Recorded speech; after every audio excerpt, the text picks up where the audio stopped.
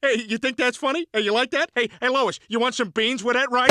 Ow! Welcome to Watch Mojo. And today we're counting down our picks for the top 20 worst things Peter Griffin has ever done. Ow! Ow! Yeah, that's right, Al. Now you swallow that. Don't you dare spit that out. For this list, we'll be looking at the most horrific and deplorable actions undertaken by Peter Griffin from Family Guy. For sensitivity reasons, we will be excluding strong violence and death involving young children. What do you make of these sequences?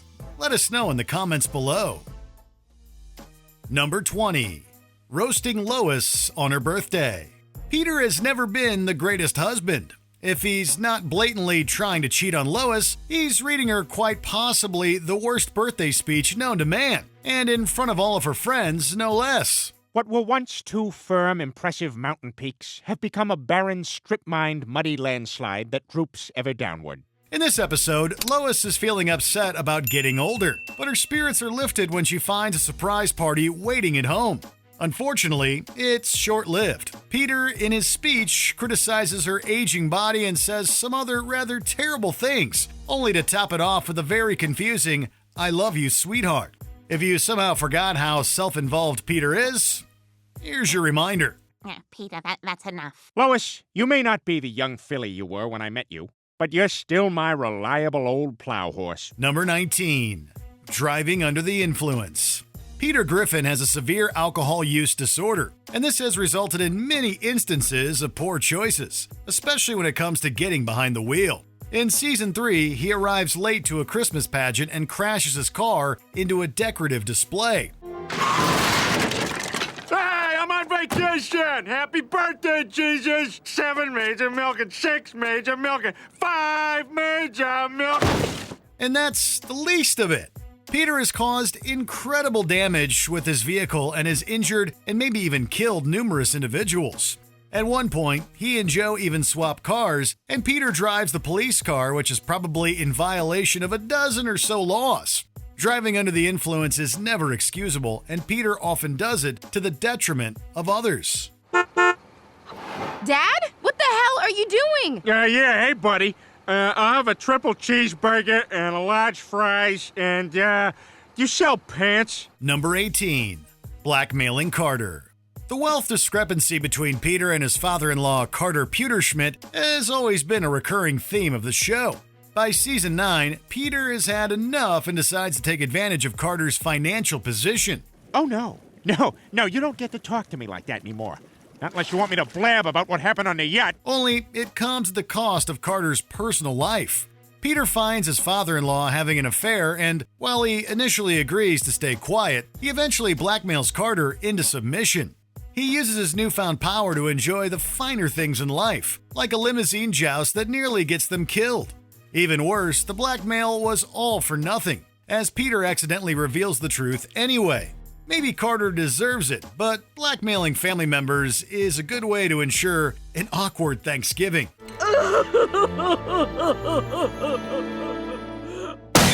Well, on your mark, get set, terrible. No, but I understand that this is bad. Number 17. Lassoing Meg. Meg is consistently the subject of torment, even at the hands of her own family.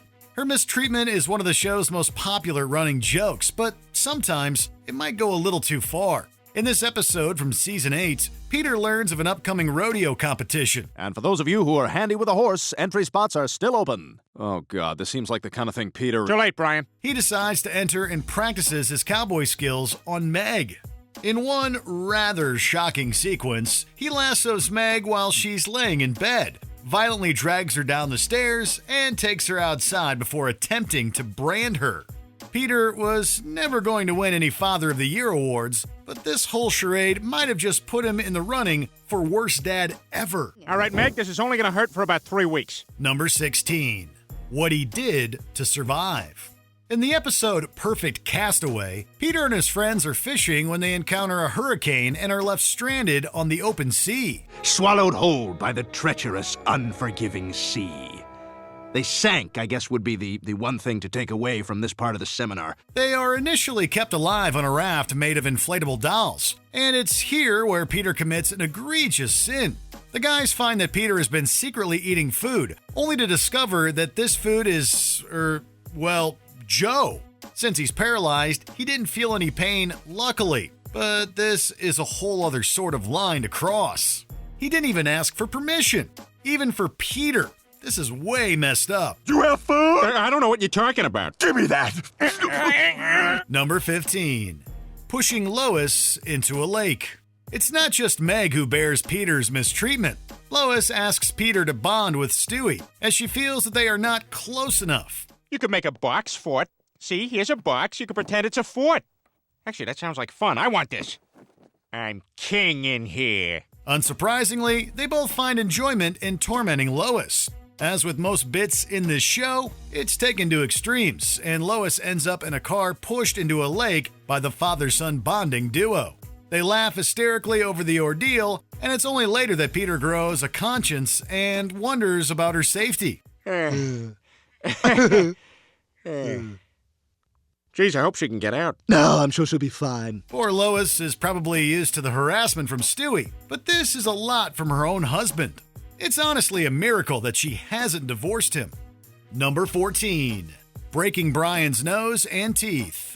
Family Guy got progressively gorier and more violent as it went, and that can be seen in Season 13's Brian the Closer. Brian rediscovers his old rope toy, but Peter wants it for himself. Sometimes I just bite it like this. Rope. That's stupid. I want it. In an act of intense jealousy, Peter ties the rope to his car. Brian refuses to let go, resulting in him smashing his head against a fire hydrant. This incident reveals many horrible truths about Peter. Not only is he possessive and selfish, but he's also prone to bouts of complete carelessness. In this case, his carelessness caused a frightful injury to a member of his family. Oh, everybody, how was your day? What's for dinner? I'm starving. Number 13. Blowing up the bridge. As seen in the controversial episode, Peter has even aided in acts of terrorism. He befriends a man named Mahmoud, who is revealed to be a terrorist targeting the Quahog Bridge. I told you, look at him. He's the perfect man to help us blow up the Quahog Bridge.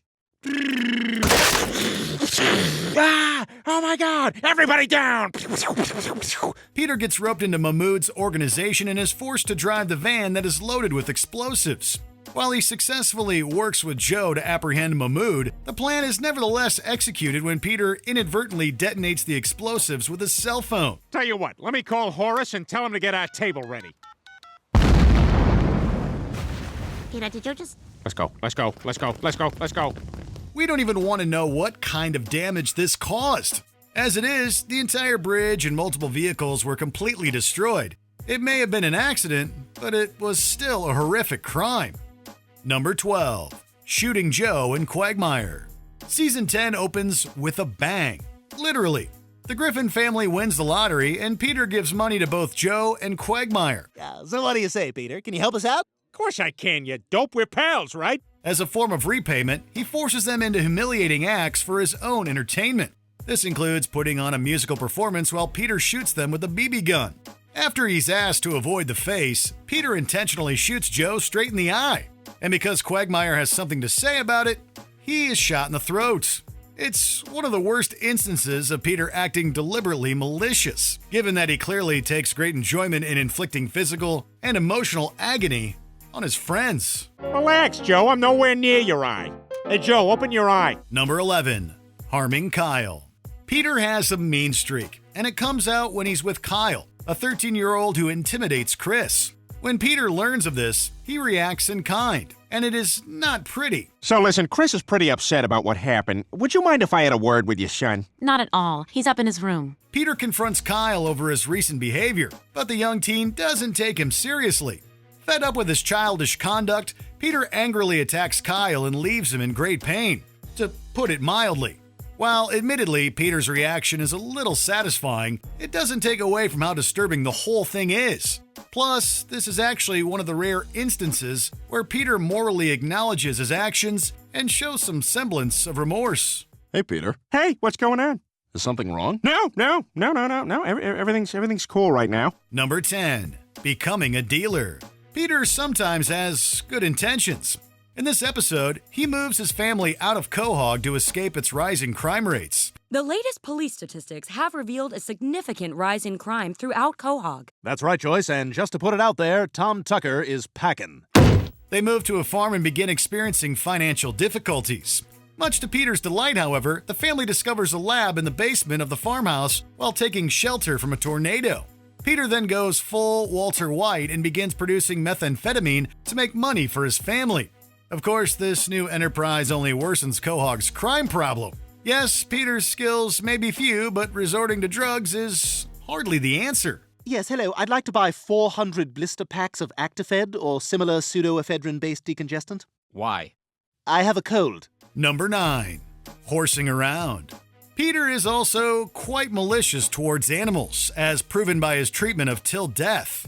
This is a horse that Peter buys at a Kentucky auction and enters in the Quahog Derby. Sold to the gentleman from Quahog, Rhode Island. Congratulations, sir. What brings you down here to Louisville? I don't know! Unfortunately, the horse proceeds to harm a number of bystanders, then later dies of a heart attack. Peter disposes of the body the only way he knows how. Respectful burial? Cremation? Guess again, friends. Poor Mort has the horse delivered directly to his pharmacy counter, with extra emphasis on expedited shipping. Is someone going to call PETA, or should we?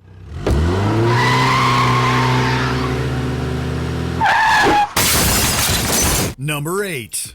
Robbing a bank and forcing Meg to help. When Peter's not otherwise subjecting Meg to dreadful treatment, he's making her an accomplice in his crimes. In a stunning reversal, this episode sees Peter and Meg actually bonding and spending some quality time together. Who had the chicken parm? Oh, that's my second entree. But you know what?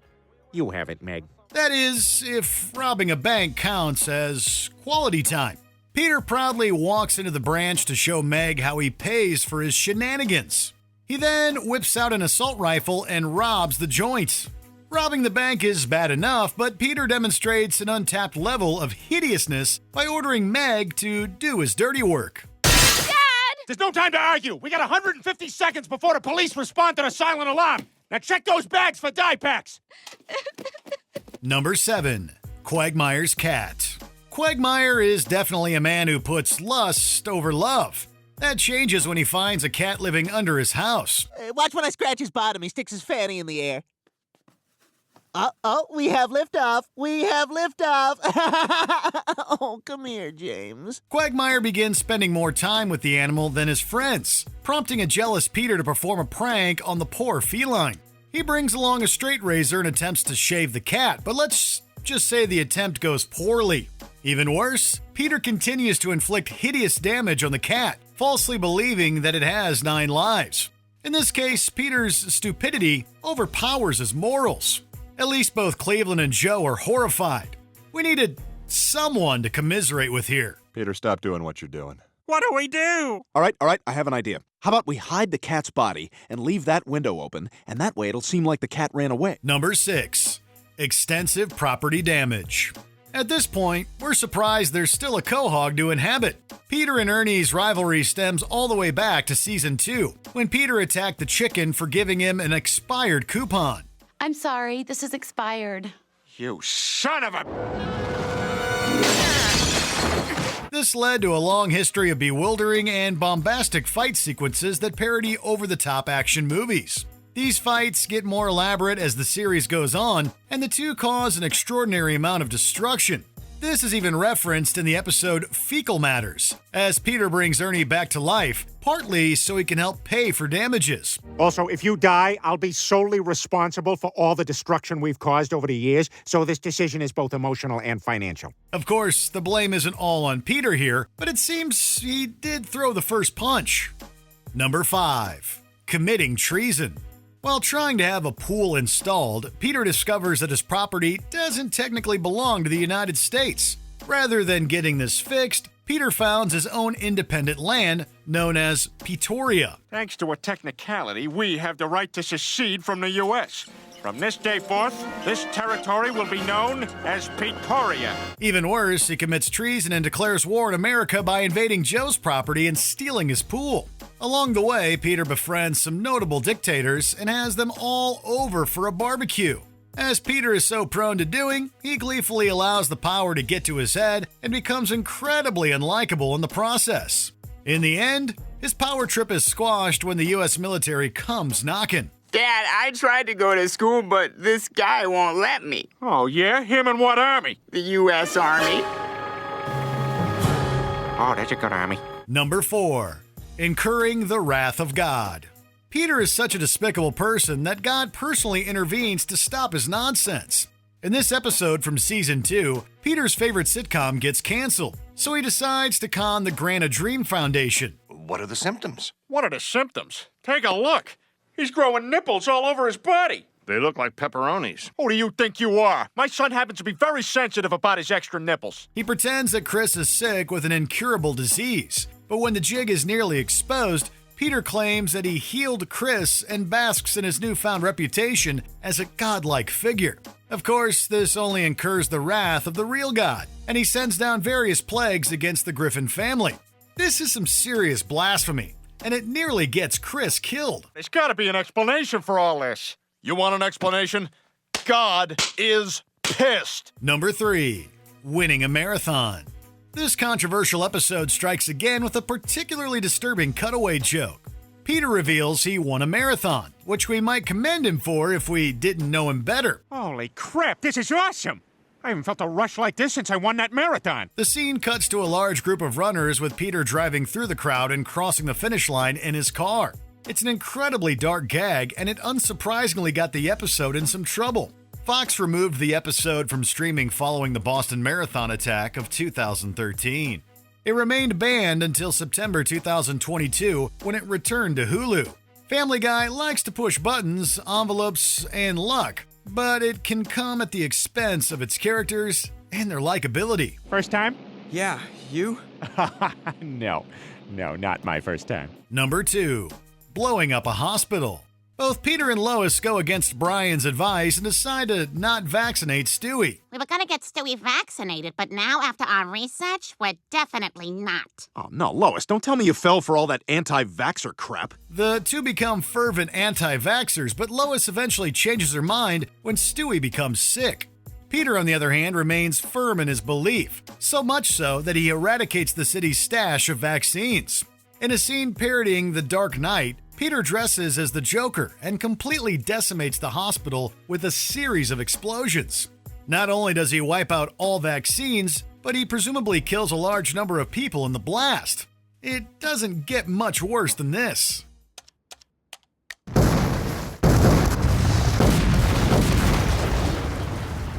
All right, what else did I have to do today? Ah, yes, overdose in my apartment. I better get home. Before we continue, be sure to subscribe to our channel and ring the bell to get notified about our latest videos. You have the option to be notified for occasional videos or all of them. If you're on your phone, make sure you go into your settings and switch on notifications.